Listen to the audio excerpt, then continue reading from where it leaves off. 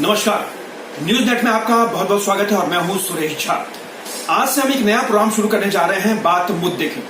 और वो बात मुद्दे की वो होगी कि हम जनता से जुड़े हुए जो समस्या होंगी, जो प्रॉब्लम होंगी, जो मुद्दे होंगे, उनको हम अपने इस मंच के जरिए आप तक पहुंचाने की कोशिश करेंगे। अगर आपके पास कुछ सवाल है, कोई मुद्दा है, तो आप हमारे इस न्यूज नेट के जरिए आप हमको बता सकते हैं। आज उसी कड़ी में हमारा सबसे पहला आज जो मुद्दा है वह उत्तर प्रदेश का। उत्तर प्रदेश के मुख्यमंत्री योगी आदित्यनाथ ने अपने प्रदेश में एक नई शुरुआत की है, एक नई अभियान की शुरुआत किया और वो है ऑपरेशन दुराचारी। वो ऑपरेशन दुराचारी यह है कि अगर प्रदेश में किसी महिला के साथ अगर कोई बलात्कार करता है, छेड़खानी करता है, यौनाचारी घटना करता है तो उसे बख्शा नहीं जाएगा। कानूनी रूप से उसके खिलाफ तो कानूनी कार्रवाई होगी, लेकिन उसके साथ ही अब योगी आदित्यनाथ ने जो फरमान निकाला है वो फरमान यह है कि तमाम दुराचारियों की फोटो तमाम चौराहे पर यानी पोस्टर के रूप में उनकी फोटो गलियों में लुक्कड़ पे जगह जगह लगाई जाएगी ताकि लोग उनको देखें और समझें कि ये दुराचारी है। लेकिन सबसे बड़ा सवाल ये है कि क्या कानून हमारा ये हमें ये सब करने की स्वीकृति देता है? योगी आदित्यनाथ ने एक अच्छा स्टेप तो जरूर उठाया, लेकिन क्या कानून में ये सब जायज है? इन तमाम विषयों पर आज हमारे साथ बातचीत करने के लिए मौजूद है कानून के अच्छे जानकार हैं धनंजय कुमार सिंह। आइए इनसे बातचीत करेंगे और जानने की कोशिश करेंगे कि ऑपरेशन दुराचारी के तहत जो स्टेप उठाया जा रहा है वो कितना जायज है। धनंजय जी, आपका बहुत स्वागत है। ऑपरेशन दुराचारी उत्तर प्रदेश में अगर देखा जाए तो उसका क्राइम बहुत एक चरम पर है।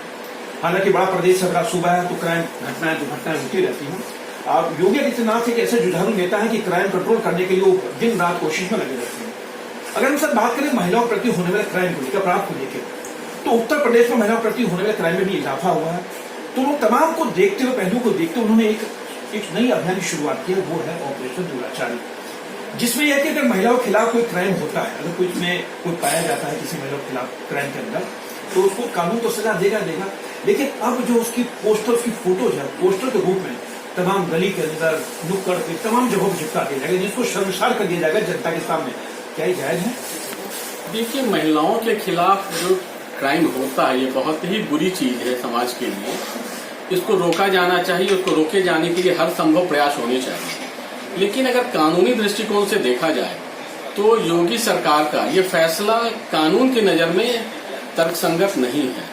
आप किसी भी व्यक्ति के जिस पर कोई एक दोष लगता है उसको दोषी करार होने से पहले, कानूनी प्रक्रिया से गुजरने से पहले कि कानूनी प्रक्रिया से वो दोषी सिद्ध हो जाए, उससे पहले आप उसको फोटो को जगह जगह पब्लिश करके, पोस्टर लगा करके उसको समाज में बदनाम नहीं कर सकते। इस पर कई सुप्रीम कोर्ट और हाई कोर्ट के जजमेंट्स हैं जो कहती है अंडर ट्रायल एक्यूज्ड के फोटो को आप पब्लिश नहीं कर सकते, आप उसको मीडिया के सामने नहीं ला सकते। तो कानूनी दृष्टिकोण से योगी सरकार का यह फैसला बिल्कुल गलत है। लेकिन सर, आपने कहा कि कानूनी दृष्टि से फैसला उनका गलत है, लेकिन आप देखें सर, हमारे देश में निर्भया कांड हुआ था, उसके बाद तमाम कानून बने थे महिलाओं के प्रति होने वाले क्राइम को लेकर, लेकिन उसके बावजूद देखा गया है जो महिलाओं के प्रति जो क्राइम होता है उसमें कमी नहीं आई है। अगर ये अगर शुरुआत की गई योगी सरकार की तरफ से तो क्या ये अच्छा कदम नहीं है? कम से कम जो महिलाओं के प्रति जो क्राइम करने वाले होंगे कम से कम डर तो रहेगा कि अगर हम कुछ क्राइम कर रहे हैं, महिलाओं के प्रति कोई क्राइम करते हैं तो हमें शर्मसार किया जाए जनता के सामने, तो उसमें गलती कहां से है? आप इसका सिर्फ एक पहलू देख रहे हैं कि उनको जनता के सामने शर्मसार किया जाए, आप इसके दूसरे पहलू को नहीं देख रहे हैं। क्या ये मोटिवेटेड केसेस भी तो हो सकते हैं? आप किसी को समाज में बदनाम करना चाहते हैं, उसके खिलाफ एक FIR लिखाइए और उसकी फोटो जगह जगह हर जगह कर दीजिए। वो कहीं चेहरा, वो दोषी नहीं है फिर भी वो समाज में चेहरा दिखाने लायक नहीं रह जाएगा, उसका जीना मरने के समान हो जाएगा। आप कोई कानून बनाते हैं, कानून बनाने के समय आपको हर पहलू को देखना होता है, हर पहलू को समझना होता है कि कानून का मिसयूज तो नहीं हो जाएगा। उसके बाद आप कानूनी प्रक्रिया में जब हम आते हैं, एक प्रोविजन होता है कि कोई एक्यूज्ड को उसका पहचान कराया जाता है विक्टिम से। अगर आप उसके फोटो को पूरे समाज में, वो कानूनी प्रक्रिया पूरा होने से पहले पूरे समाज में उसके फोटो को पब्लिश कर देंगे तो कानून का जो प्रावधान है वो बेकार हो जाएगा, उसकी आइडेंटिटी दुनिया के सामने आ जाएगी। शरीफ साहब ने कहा कि ये तो रहा एक पहलू। अगर इसके दूसरे पहलू की बात करें कि अगर कोई शख्स किसी महिला के साथ बलात्कार करता है, छेड़खानी करता है या कोई उनके प्रति कोई क्राइम करता है, अगर वो कोर्ट से अगर उसको गिल्टी हो जाती है, दोषी करार दे दिया जाता है, तो क्या ऐसी सूरत में उसकी फोटो लगाई जा सकती है लोगों को पहचानने के लिए कि ये वही शख्स है जो महिला प्रति इसने अपराध किया है? तो कम से कम उसको सामाजिक तौर पे तो उसका बहिष्कार हो सकता है। ऐसे लोगों का बिल्कुल बहिष्कार होना चाहिए जो प्रूव हो जाए कि हाँ इन्होंने ये क्राइम किया है, उनके फोटो, लेकिन उसके लिए आप प्रॉपर कानून बना के लाएं।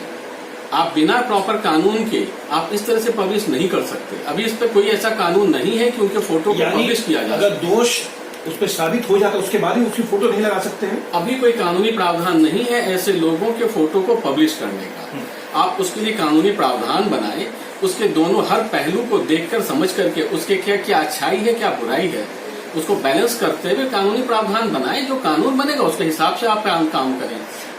बिना कानून बनाए आप ऐसे आपको धनंजय याद होगा कि उत्तर प्रदेश में दंगे जो हुए थे, योगी सरकार ने तमाम दंगाइयों की फोटो जो है पोस्टर के रूप में पूरे शहर में लगा दिए थे, जिसको लेकर इलाहाबाद हाई कोर्ट ने बहुत टिप्पणी की थी सरकार को लेकर, और वो सरकार को तमाम पोस्टर जो है 24 घंटे के अंदर हटाने पड़ गए थे। तो क्या उसके बाद कोई एक ऑर्डिनेंस भी आया था इसको लेकर? हाँ, जब योगी सरकार के उस फैसले का काफी विरोध हो रहा था, हाई कोर्ट ने एक्शन लेते हुए एक ऑर्डर पास किया था। उन्होंने फटकार लगाते हुए योगी सरकार से कहा था आप ये सारे पोस्टर्स हटाएं। उसके बाद उन्होंने एक बिल पास किया। उस बिल में उन्होंने प्रावधान किया कि जो भी संपत्ति का नुकसान हुआ है उसकी भरपाई उन दोषियों से की जाएगी। और उसी बिल में उन्होंने प्रावधान किया था कि उनके फोटो उनके पोस्टर्स जगह जगह लगाए जाएंगे। तो उन्होंने कानून बनाया और कानून सम्मत जो काम किया हो रहा है वो अपनी जगह वैलिड है, जब तक वो किसी कोर्ट के द्वारा गलत न करार दिया। लेकिन सर, जो भी योगी आदित्यनाथ ने जो ये अपना एक फरमान जारी किया है, एक मुख्यमंत्री प्रदेश के तमाम उनके पास पुलिस है, प्रशासन है, एक पूरा अमली जामा उनके पास है, एक कानून का भी विधि विशेषज्ञ उनके पास होंगे, तो क्या उन्होंने उनको नहीं बताया कि साहब आप ऐसा नहीं कर सकते हैं? सर, एक मुख्यमंत्री के द्वारा जारी किया सारा फरमान कानून संगत हो ऐसा कुछ जरूरी नहीं है। कई आप पिछला उदाहरण देखें, जब उन्होंने पोस्टर्स लगवाए थे हाई कोर्ट ने फटकार लगाया, फिर उन्होंने उसको कानून का प्रावधान बनाया और उसके तहत फिर कार्रवाई की।